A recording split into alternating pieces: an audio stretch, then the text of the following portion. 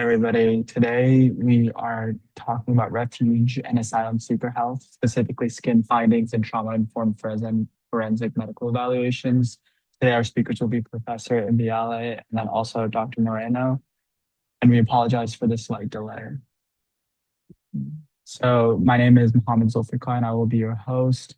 A little bit about us. We're an international organization and we're dedicated to promoting knowledge equity by enhancing access to dermatology education worldwide. Some of our key initiatives are education webinars, networking and collaboration, and a podcast series that addresses challenges in global health dermatology. Just some meeting etiquette. Your audio will be muted. Your camera will also be turned off. If you have any questions, please feel free to submit it via our chat and our Q&A function. And we'll be sharing further information about the Global Tournament Committee in the chat function as well.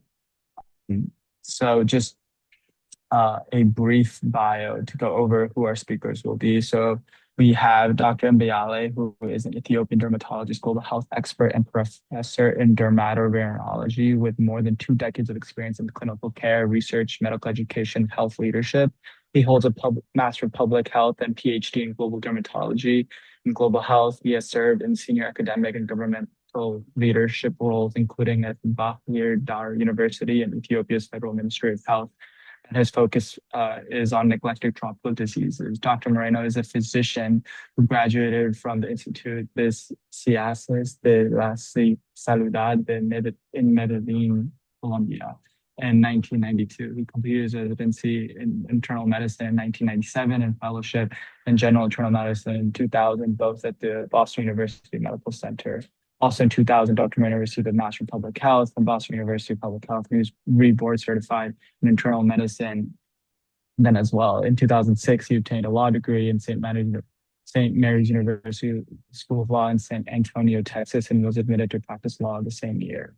Dr. Moreno's main professional interests are medical education, refugees, and victims of torture. He's testified on multiple occasions and is an expert in this area. He also has contributed to the Istanbul Protocol, the revised edition. So thank you for being here. We will transition to our speakers now. Good morning, good afternoon, and good evening, wherever you are. And my name is Wendemagegn, and my presentation will be focusing on skin finding, dermatologic finding of asylum refugees and asylum seekers. And just as a disclaimer, I'm the vice chair of the GLODERM, and what's important here is also I hold a position on the ILDS, the Migrant Health Working Group, subgroup member and the capacity building lead. And I'm also the co-chair for the WHO NTD Strategic Advisory Group of the NTD. So on this topic, I think I'll start by the dermatologic finding, and I hope Dr. Moreno will continue with the others.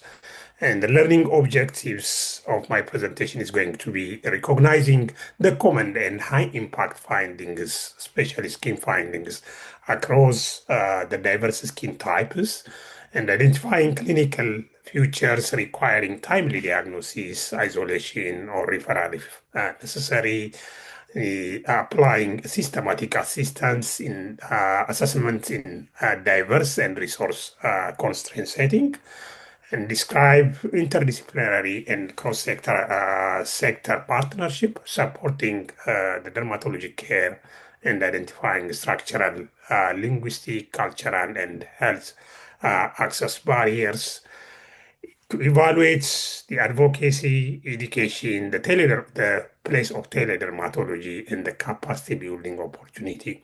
I'm going to mention some of the experience we have, actually, the field experience on these subjects. So,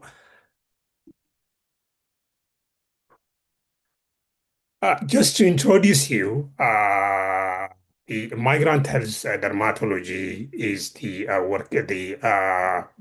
part of the ILDS, especially IFD, and it holds the migrant health summits, and we have medical mission, especially to refugees and internally displaced people from Cox's Bazar in Southeast Asia to Tanzania, Kenya, and even in Europe, in Greece and Malta. So we also have a training toolkits which is accessible uh, for your use, especially developed for migrant health. And we do training deliveries, especially to sustainability, and we do also some advocacy. Some of the existing projects, and the project we have accomplished are just these are the humanitarian dermatologic missions have been implemented in different parts of the world, and from Gaza, Beirut, and Kenya, Tanzania, Malta, and Greece, and Southeast Asia. Local healthcare workers received hand-on training, case-based teaching, and mentorship. And last year, we have finalized the training materials and delivered some training for uh, the Gaza. And operational data are used to inform service delivery, especially on those refugee centers, and medicine procurement and workforce education. And for some centers, we are trying to establish teledermatology uh, uh, and to sustain the care. When we think of about refugee, I'm not going to bore you with just how much refugee are globally and so on, but the forced displacement in general creates distinctive but heterogeneous dermatologic risks. And the skin disease may rise before, during, or after the migration, and communicable and non-communicable dermatology frequently coexists. There are diseases which the refugee bringing from back home, but at the same time there are some of dermatologic problems which they are going to develop due to their condition. Overcrowding, sanitation, exposure, and especially to uh, the climate change and disruption in healthcare can modify also the existing dermatologic conditions. The skin findings may signal infection, some systemic illness, trauma, or an outbreak. And dermatologists have clinical and educational public health and advocacy role in this setting. And when we think of the dermatologic burden in asylum seekers, in a refugee or internally displaced people, there are different publications and which estimates start around 18 to 92, 96%, depending on what the extent of the dermatologic problem you have included in your data. Infectious diseases account for the substantial proportion of reported skin diseases, especially dominantly by the fungal illnesses. But at the same time, the chronic inflammatory diseases are also common, especially because they are also being exacerbated by the condition the migrant are in. There are some study from US cohort which has shown that around 39% of adult refugees had dermatologic diagnoses, and another one, 56% of affected adults in this cohort were diagnosed with the first months of the problem. But ours actually experience show a different timeline. So epidemiology varies by origin, the migration routes, and the accommodation and the study setting, because you have refugees from Ukraine to from the Middle East, Southeast Asia, Africa, and so on. So the epidemiology also matters. So just to give you some case example, which is from our recent visits last March in Kenya, uh, we have to, in visiting the Kakuma refugee camp, which has more than 300,000 refugees, we have to coordinate our work with UNHCR, Kenya, WHO, IRC, the International Red Cross Society, and the Kenya Red Cross Society, and the local health services. And 10 dermatologists, half of them from outside the country, and the other five from Kenya worked alongside to deliver the service. We gave service for 5 days, and we the outreach combined, especially specialist consultation, treatment. We have to take our treatment, most of the drug needed. And at the same time, we managed to do on-job training for the health workers in the setting. We have used around six of the health centers in the refugee camp. And in 5 day duration, we have examined around 2,000, more than 2,000 cases actually, and nearly 70% present with skin condition, which with a duration more than 6 months. So you can see that most of the patients in some African refugee camp actually they came late, or they get the service very late. So more than 60% have received no previous treatment for their skin condition. And as usual, dermatophytes was the most common diagnosis, followed by atopic dermatitis and other inflammatory and papillosquamous condition. So around these are some of the skin condition we have seen. You can see that from the commonest skin condition like dermatophyte to the inflammatory conditions, scabies, and to some of the rarest condition like cutaneous tuberculosis and other entities, plus also skin sign of trauma or skin sign of torture. That's something we can see in those refugee camps.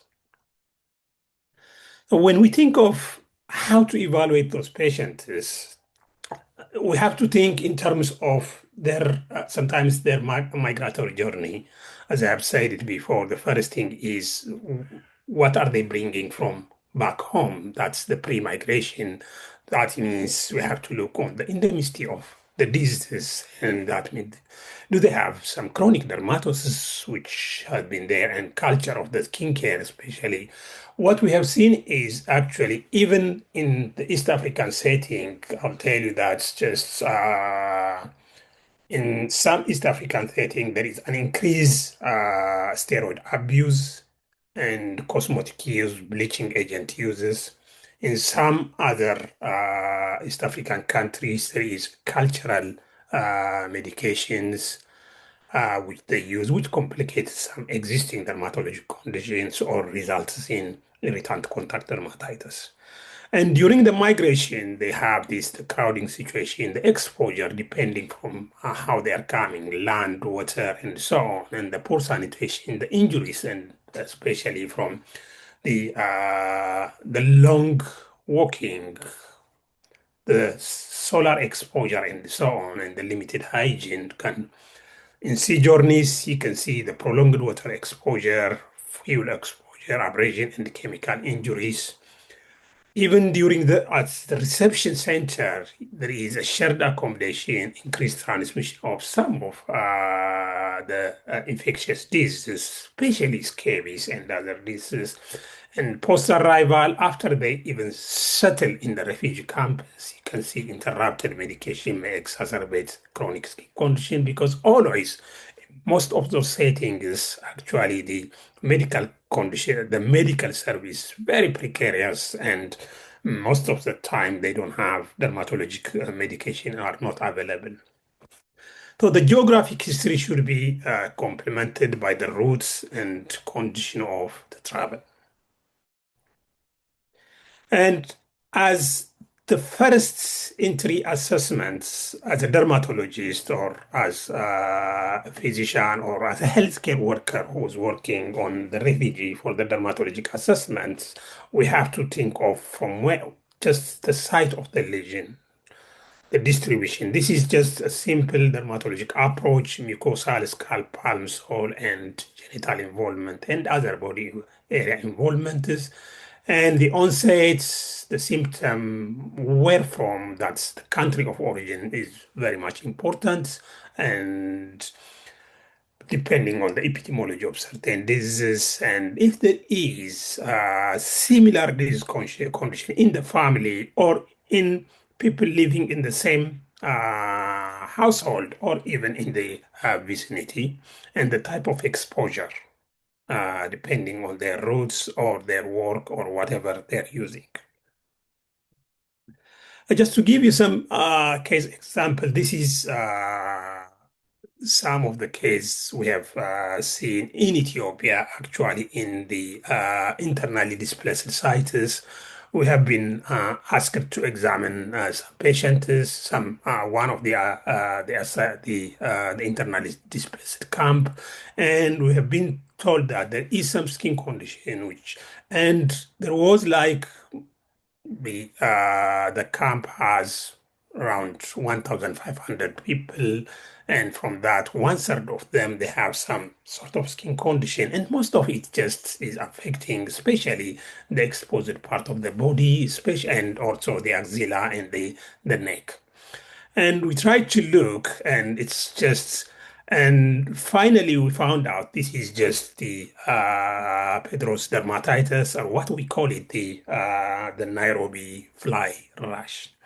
But what you can see here is actually, if you try to look the textbook or image from textbook for the Nairobi fly, the typical just in the upper right corner, you can see that there is erythema, there are some vesicles.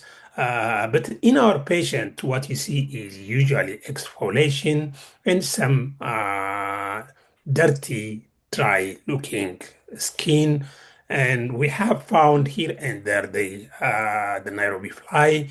And but what complicated is what you see the picture in the right lower side is that the patient has been using also some of the patients some traditional medicine. That's why the whole face you can see like a dirty looking, very dry and dark scaling. So the history is very much important. Also, you have to really evaluate the living environment. This is because they have settled the internally displaced people. They have been settled in the farm where there was a house for storage of crops. So the other thing which is tricky in the refugee camp is sometimes because you are going to meet patients with a different skin tones.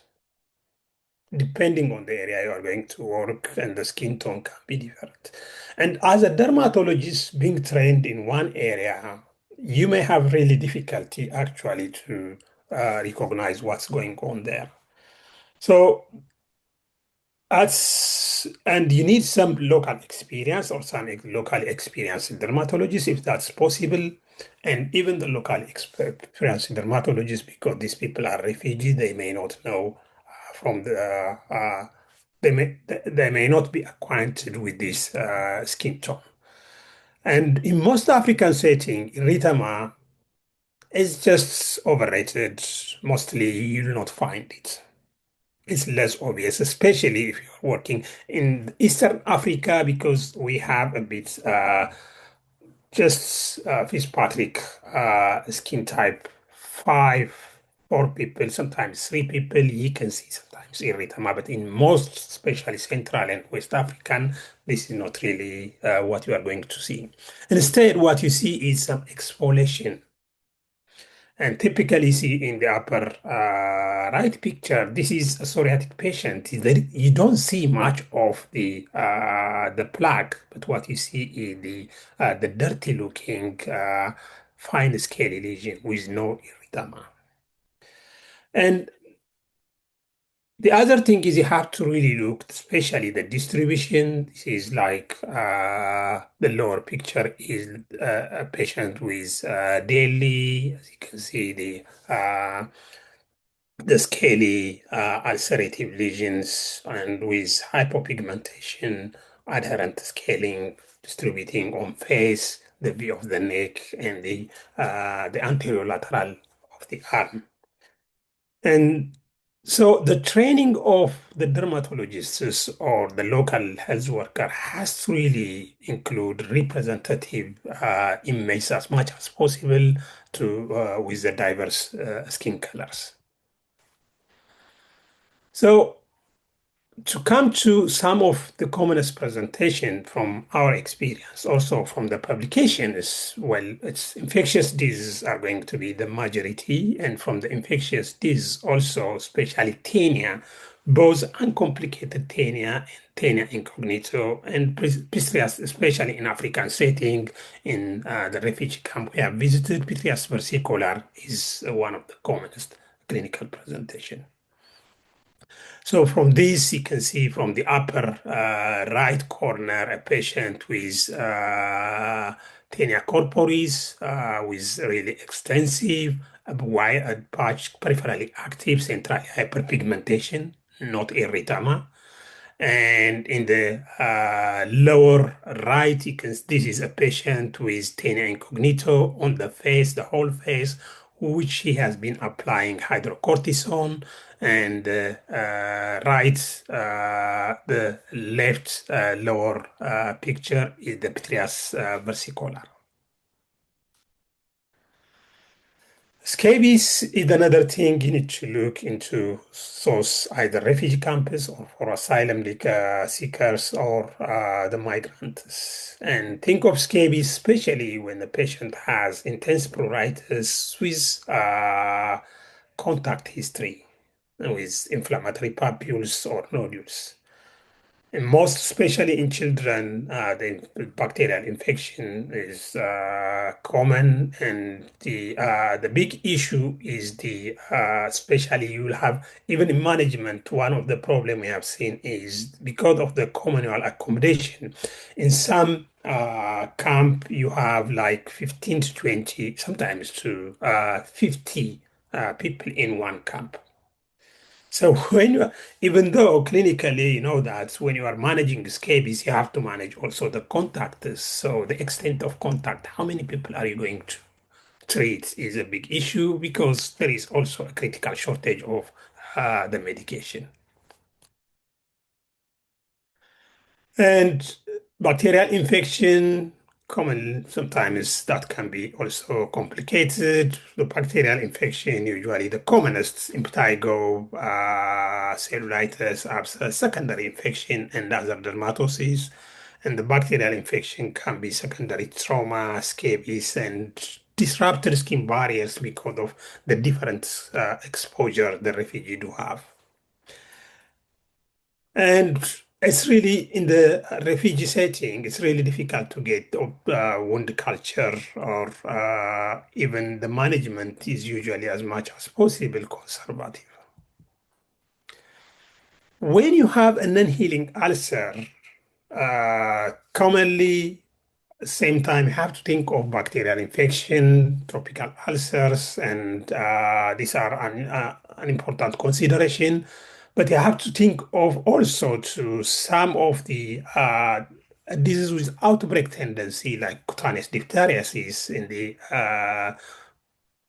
depending on the patient's clinical and epidemiologic context. So if they have dark, chunker, ulcerated, punched out lesion.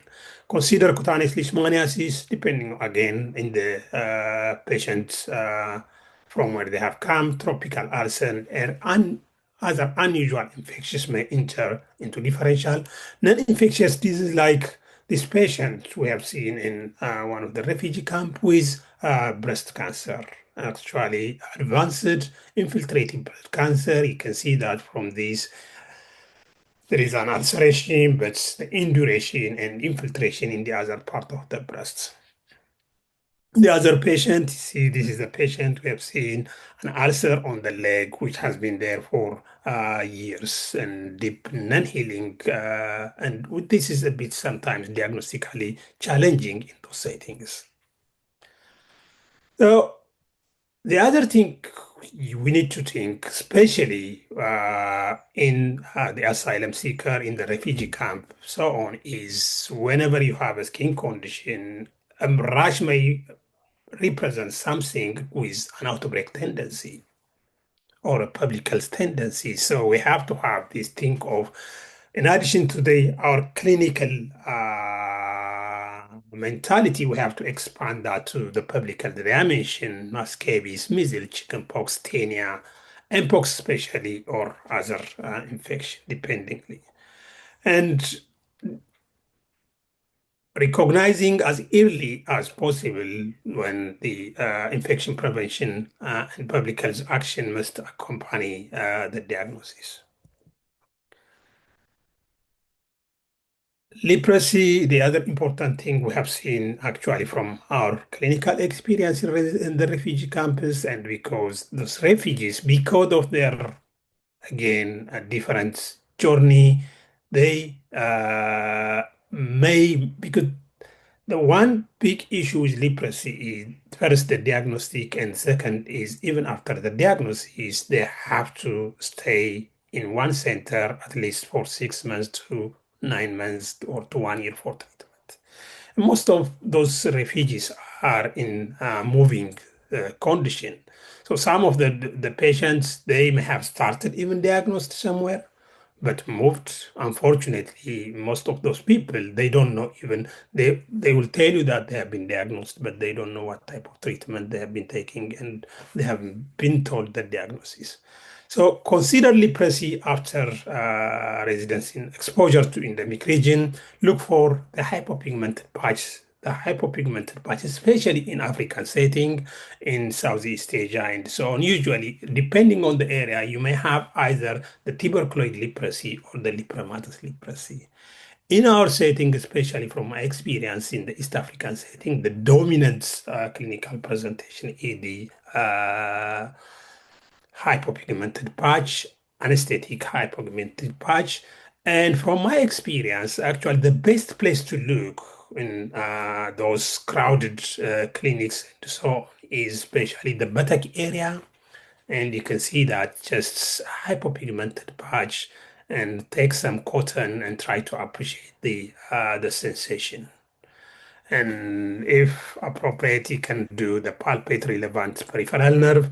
The good news is most even in those limited laboratory setting, leprosy is clinically diagnosed. If you have the opportunity, you can do skin smear and or skin slit examination or biopsy. This is just a rare opportunity. But one thing is that most of the time, the skin snip doesn't change your clinical diagnosis. Usually, the skin slit is important to for the treatment decision, either previously it used to be important for treatment decision, either postbacillary and multibacillary, because you know that in the WHO diagnostic criteria, you have three grand manifestation, major clinical presentation for scabies, either anesthetic hypopigmented lesion and with loss of sensation, nerve enlargement, and skin slits. If two of those conditions are fulfilled, you can diagnose leprosy. And the issue is skin slit will not be positive for most of the leprosy cases, actually, because the first thing is because the sensitivity is very low. And the second thing is because of the skill of the laboratory technician. And in the asylum seeker setting, especially those people, usually they don't have even the experience. You may not have even the laboratory. So you have to have a high index of suspicion And the big issue is once you diagnose those patients, that's where your role as just in the health education of those patients is to stick on the refugee camp or link them to the local clinic whereby the multi-drug therapy for leprosy is going to be delivered. As usual, even chronic inflammatory diseases, which are common everywhere in the clinic, either in the West or South, are also common in the refugee settings. And in atopic dermatitis, psoriasis, this acne patient. And you can see that the big issue is especially in psoriatic patient in the right upper corner. You can see a patient with really hyperkeratotic hand with limited function of the hand. And because of the treatment, first the diagnosis and the treatment availability, those patients usually come late with some complications. And the big issue with those chronic conditions is there is really limited uh, supply you are going to have to treat those patients. Scar, burn, and trauma can inform dermatologists with some sort of torture and so on. I'm not going to go through this because Professor Moreno is going to talk about this. So, in resource-constrained dermatologic condition, there are six things I think we can really focus. The first thing is the patient systematically unwell, stabilize and escalates. And could this be transmissible or with an outbreak or epidemic potential? And you can do institutional appropriate infection prevention or treat the community. Could this trigger public health action? It has to be notified or escalate locally. And in some conditions, like if it is a reportable disease, for example, in the Kenya refugee camp, we have some patients with entities and which are not reported on those area which were not available just reported before on those areas, so we have to report those. Is testing available and management, and there is management, that's the big issue. Can the proposed treatment actually obtained and completed? And is a follow-up usually is uncertain, and you have to make sure that there is at least a trained health worker there, and also to link them for those who do need a chronic a long-term follow-up, to link those patients with the trained health workers. The barriers when you work on those care is that one of the big issue we have observed is the language barrier can impair history, consent, education, and advice. And because those refugees are coming from a different places, I remember from our recent trip, actually, a patient from Ethiopia, which the language I don't understand, even though I'm Ethiopian from one side of Ethiopia.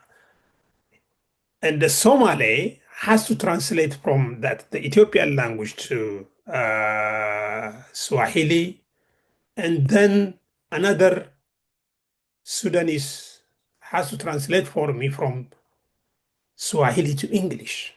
So you can see that between those translators, some of the information are going to miss, and they are going to, that's the management is going to be really bit complicated. So you need also actually a good translator who really give you only the information and give the communicate the patient at the same time whatever you are going to teach. Transit accommodation makes investigation and longitudinal follow-up difficult. Limited specialist availability delays diagnosis of complex diseases, and most of the cases, especially those diseases which needs laboratory diagnosis, the laboratory is not going to be available. So you are going to depend on your clinical skill. And the same is true with the medicine. We usually take certain medicine, and most of in their essential drug list, usually in the refugee camp, even in the local health center, you are not going to find most of the dermatologic uh, package or treatment package. And legal uncertainty, confidentiality, concern, and mistrust can affect the engagement and the skin tone represents and culturally representative and educational influence diagnostic equality is the most important thing. So finally, especially as sustainability to work with the local health workers, teledermatology and capacity building is the most important thing. Teledermatology can extend the specialist input where dermatologists are scarce because you are not going to be there always. The remote consultation may support continuity despite geographic mobility and training. Frontline clinical enables earlier recognition and treatment. Standardized screening approach could improve consistency across setting, and the digital inequalities includes connectivity, device, and literacy must be addressed before that. And the goal is the sustainable local dermatology capacity, not only more consultations. Thank you. Yeah, thank you. Let me share the slide again. So now we're gonna have Dr. Moreno speak really quickly, and he's someone that completed a internal medicine residency as well as received a Master of Public Health and also a law degree from St. Mary's University School of Law in San Antonio, Texas, and he's also served as a contributor to the Istanbul Protocol with Association, and he's taken on various roles such as Texas Southern Governor and Vice Chair of Ethics and Professionalism and Human Rights Committee. He's also been the past president of the Texas chapter of the ACP as well. So I'll hand it off to you, Dr. Moreno. Good morning, everyone. Can I share? Oh, yes, perfect. So thank you so much to Global Dermatology for allowing me, in particularly Sarah Ansari, who's a medical student here at Dell Medical School, who was the one who suggested that I participate, and Dr. Strahan, who has been in the back organizing, as well as Dr. Sulfikar. So Dr. Wendemagegn presented from the clinical space. I'm going to move you. Why is the dermatological exam so important, particularly for medical legal evaluations of individuals who are alleging torture and ill victim and ill treatment? So, give me a second. Okay. So, torture as a crime is really a brand new crime. It's less than 80 years old. Um, so we're very new in terms of prosecuting and understanding how to get to justice all this type of crimes. Compare it, for instance, to murder. The first codification of murdering someone was in the Hammurabi Code more than 22 centuries ago. So we're brand new, we're still learning. There are several challenges. One of the main important is that torture as a crime is very difficult to prove. You have the five key elements that you have to show to a tribunal, whether it is a panel of judges or a jury. Some of those are subjective. They're individual experiences of a person, severe pain or suffering. There are others where you have to prove objectively the state of mind of the person that was carrying this. So you have to locate that, and it's very difficult to do that, is the intentional infliction. Um, you have to demonstrate that this was carried, again, not for accident. It was not an accidental murder or just a premeditated murder or assault, but you have to be for a specific purpose. Usually it's political persecution, ethnic persecution, religious persecution, membership in a particular social group. So It has to be a confession, inflicting punishment, intimidation against a person.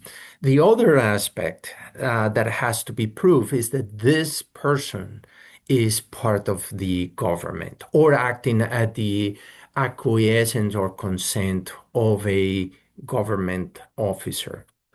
Now, it's easy when it's a police officer or a soldier because the connection is there. It's more difficult when is again working a person who is just acquiescing and allowing someone else to act on behalf of the officer. There are countries, for instance, parts of Colombia where I was born and Somalia, where the state is completely absent. And torture is a crime of the state. Can you argue that torture occurs when there is that vacuum, that lack of absence of the state? And there are few courts that have said that yes, that can be. You have to demonstrate that whatever group or organization has filled the void. It's rendering from public services, security, control of mobilization of people. So but that has like recently been a development in international law. And this excludes lawful sanctions. Now, what is a lawful sanction? So prison conditions can be, in a way, ill treatment. So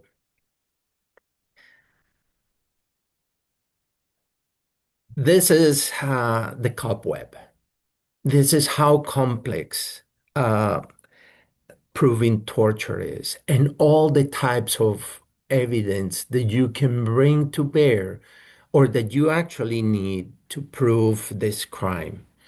And it's helpful so you can get an understanding of the small role that forensic evidence plays. We can have, for instance, experts to show purpose, to give country conditions background. We can have pain and suffering, the victim or witnesses to testify. We can even have the perpetrator to state the purpose.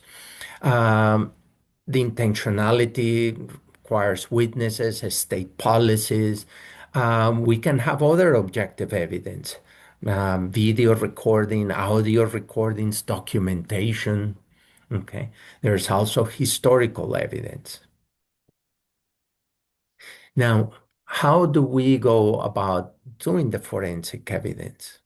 So we have the Istanbul Protocol. The Istanbul Protocol really makes the roadmap. It's kind of like your HMP. It provides certain structures so you can ensure that you're collecting information systematically and that every check is done so it is really comprehensive, and then it will meet the highest standard if you're called to testify, or your affidavit is then not thrown away because there's lack of, not being again systematic. So the Istanbul Protocol, the first version came out in 1999. It was a 3-year effort of 75 experts in law, health, human rights. They were lawyers, nurses, social workers, physicians, psychologists, 40 organizations from different 15 countries. So it was a global effort. In 2022, a revision was published again by the United Nations Office of the High Commissioner.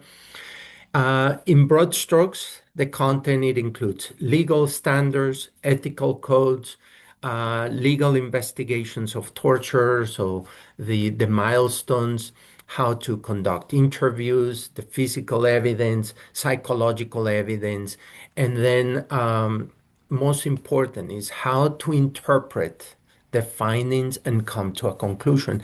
I think there was an early question on the board of how to differentiate something, a scheme finding, from something that is inflicted during torture and maybe another condition. That requires a an interpretation of the mechanism of injury, the findings, any other factor that might have altered the appearance of that finding. So a laceration, for instance, if it gets infected or subsequently um, uh, suture can affect, or even if the person, the healing processes, malnourishment, keloid formations. So you have to analyze all that and provide then an opinion, a level of consistency between the allegations, the mechanism of injury, and the appearance of the finding.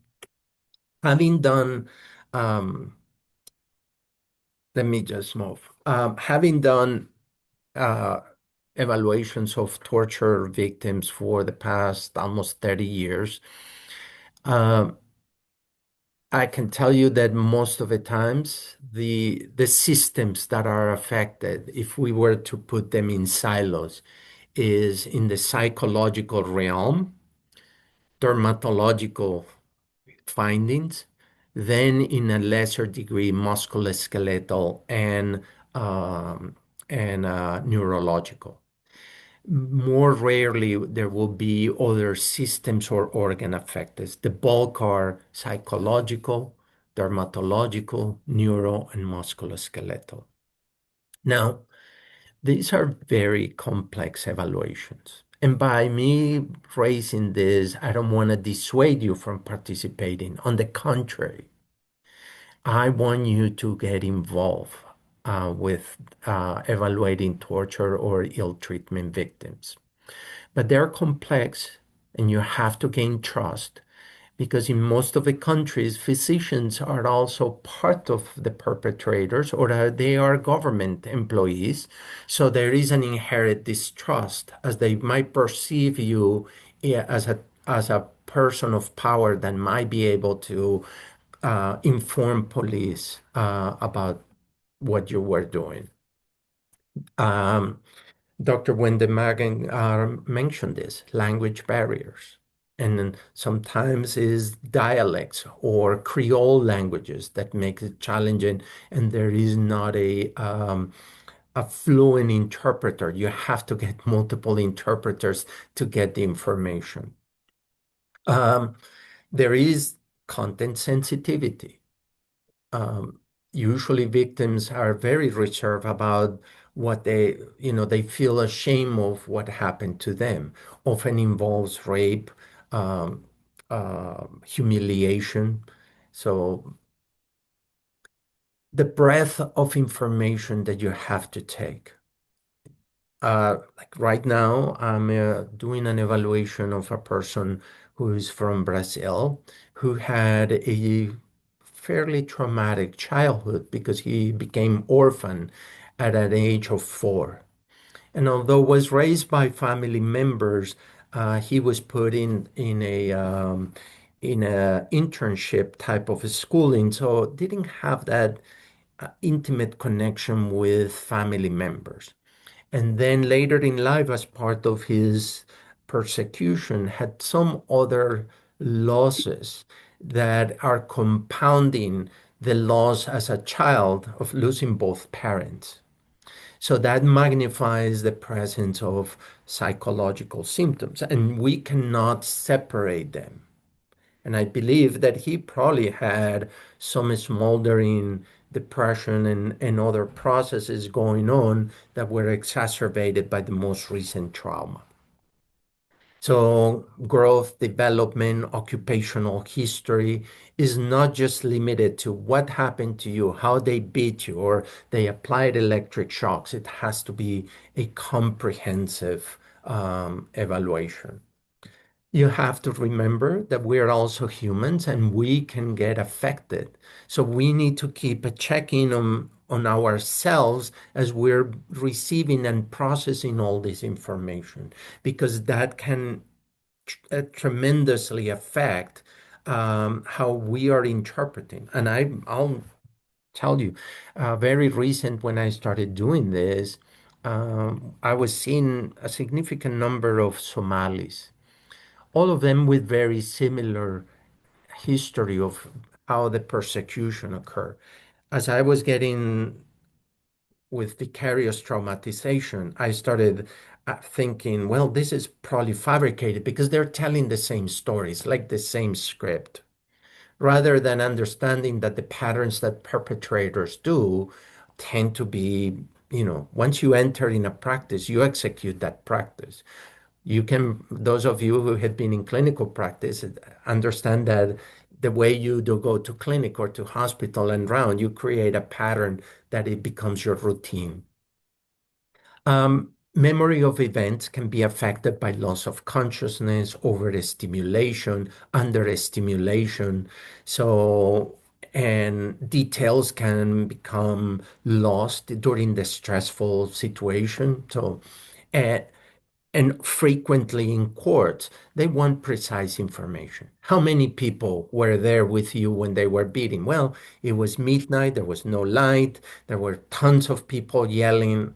Who's going to have time to count bodies and say there were 12 people or 10 people? So um, just to highlight how extreme, I had a person, I didn't evaluate this person, I represented him in his asylum here, who had been in a solitary confinement without seeing light. So always in complete darkness for 2 years. Memory, time comes to a halt. So time between the event and evaluation is also important, especially as individuals don't escape and immediately the next day they're doing evaluations. It might take months. Or when you have multiple detentions or episodes of abuse, you have harder time recollecting what happened, when, and how. So memory fades and physical findings can also disappear. The other important factor that increases complexity is that the perpetrators actually take steps to cover up or minimize the findings because they know that permanent physical sequela is a powerful evidence. So the goal of the perpetrator is really never killing a person or maiming or injuring, is inflicting most damage that will disappear. So psychological. Frequently, I'm asked this, what is the smoking gun? What is the injury that proves torture? There is no single injury. What you need to demonstrate is again the history, the events that surround that moment. You need to put the mechanism of injury and provide a level of consistency between those two and offer an interpretation of those findings and a conclusion. By the way, as a medical legal expert, you're not there to state that torture has occurred. Torture is up for a court to determine. They will take your opinion as an expert in medicine or in psychiatry to include that as a piece of evidence. Okay. Now, often the physical findings are quite obvious, like the first one. You have here tram line marks that are the classic pattern of injuries of a long, elongated, uh, probably um, cylindrical body, like a police baton, in areas where it's very unlikely to do self-infliction. Now you start getting a more difficult. These are multiple cigarette burns. And you can argue, well, are they self-inflicted? So that's where other aspects of the history will come. That is often an argument that the government attorney will make. Well, that's self-inflicted. It is obvious. It's at their reach. So they are types of abuse that can meet the definition of torture that do not produce any physical injuries, like forced positionings, like the infamous Abu Ghraib prison in Iraq. We also have the psychological harm. So this is a Bosnian kid who was forced to witness the execution and burning of his villa and the execution of men and some adults in the villa. And you have the bonfires, the maiming, the shooting, while the children were segregated and crying. This was introduced in one of the international court tribunals as a piece of evidence. Um, so this can be long-lasting damage. You have less um, uh, scheme findings that can be caused by multiple things. So your level of strength, like for this ones, and with the tram lines, there's only maybe one or two things that can produce a similar finding like this. On this one, which is an elevated irregular scar on the lateral aspect of the wrist, there can be multiple things.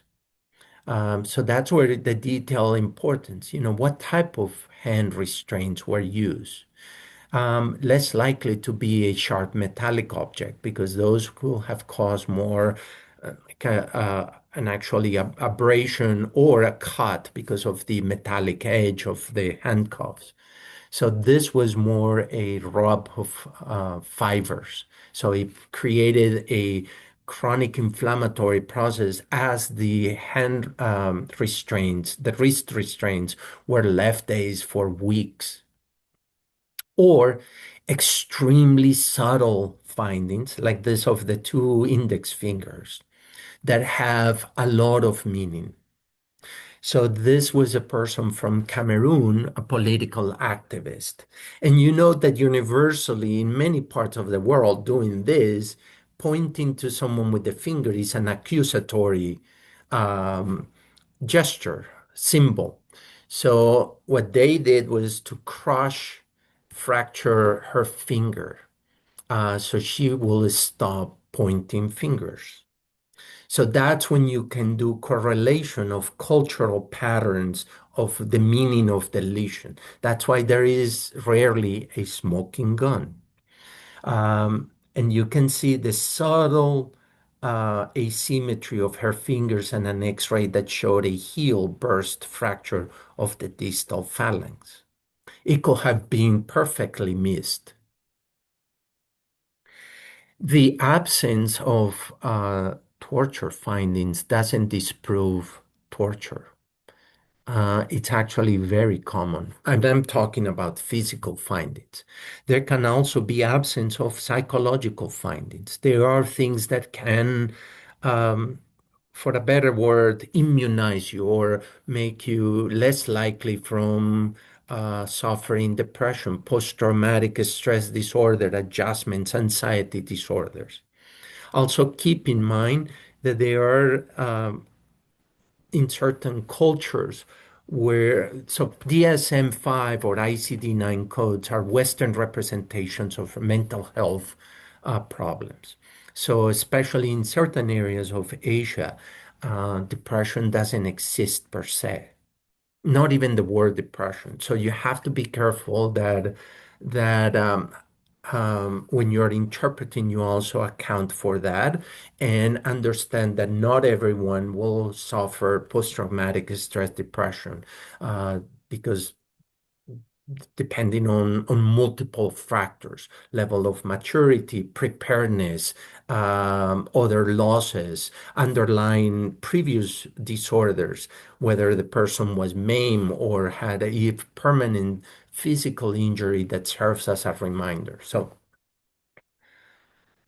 um, now, I will strongly advise if you really want to learn how to do these evaluations, Physicians for Human Rights, Redress, and the IRCT in Denmark have they join forces and have a free module. If you go to Physicians for Human Rights, it's a nonprofit organization based in New York.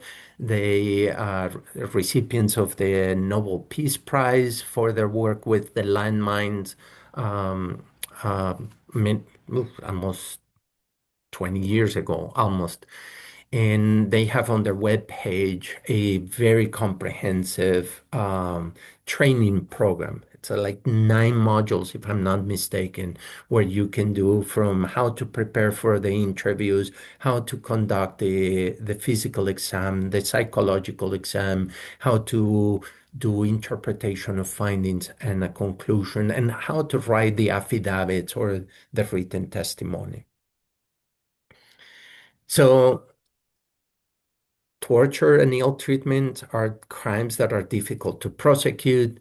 The forensic evidence plays an important role, not only because it is tangible, but is a physician or a psychologist or a health professional that usually is in high regards and respected. So it brings weight to that evidence. Always important to remember, absence of forensic findings do not exclude torture. Actually, I will say this is a big fraction. So your job when you testify or when you write the affidavit is to explain the absence of those findings, and that is not lack of the event occurring. They're complex evaluations by nature. And remember, the Istanbul Protocol is the standard of care or the roadmap.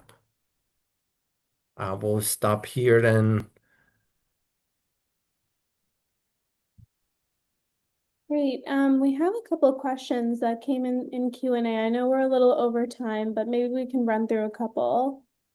The first question is, how do you disentangle dermatologic conditions that are related to asylum or immigration from those that are not?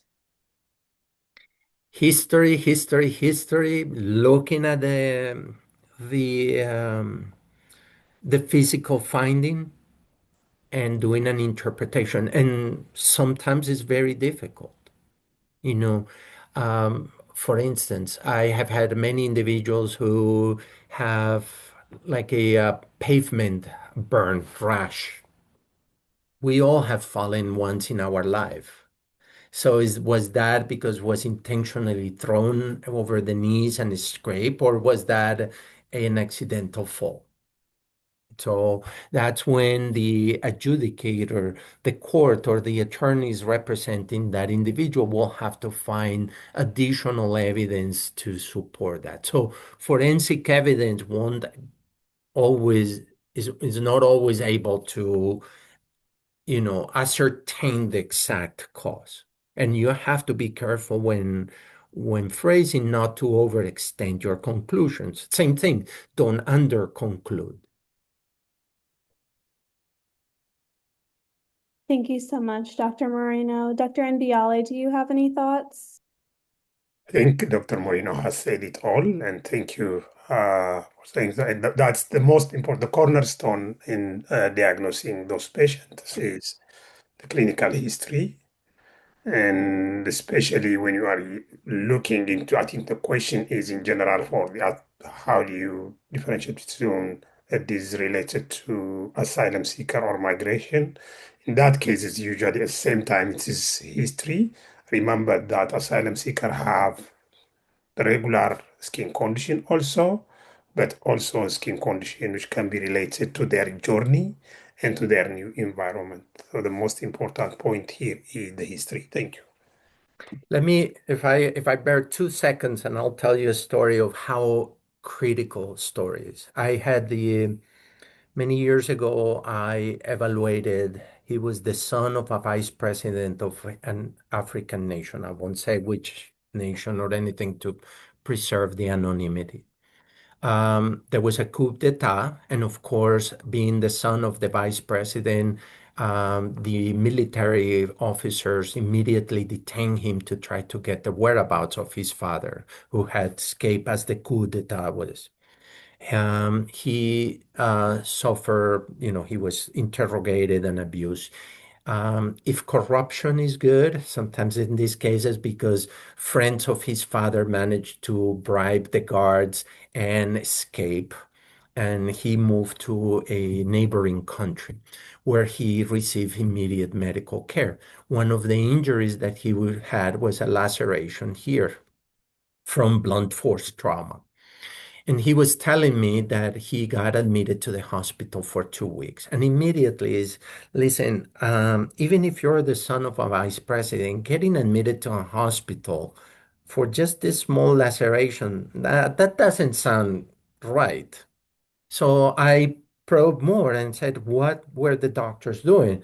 And they said, well, they were very concerned about how much I was drinking. They were giving me IV fluids and asking me again every day. They will come to round, says, what color is your urine? What color is your urine?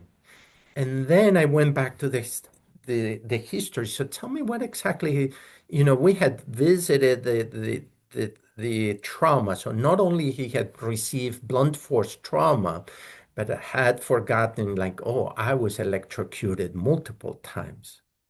So then it makes sense. He had been admitted because of rhabdomyolysis, not because of the injury. And that makes sense. The natural history of rhabdomyolysis and renal failure is about 2 weeks. And what do we ask the patients? Are you peeing? What the color of the urine? And blood draws to measure your BUN and creatinine on a daily basis.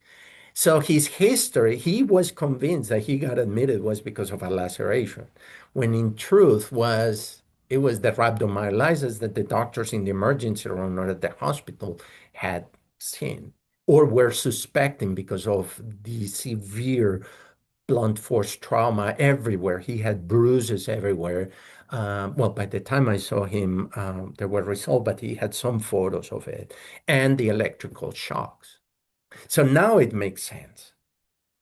But it was all about the history. The devil is in the detail.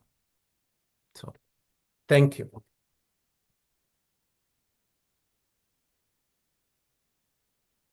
Wanted to say thank you for all our speakers and for everybody helping organize this. Thank you so much. And thank you for everyone that attended.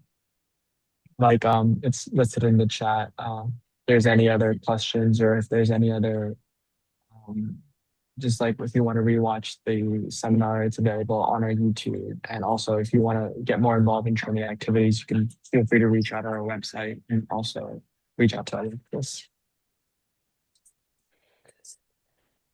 Thank you. Thank you. Thank you. Thank you very much. Have a lovely day. Thanks.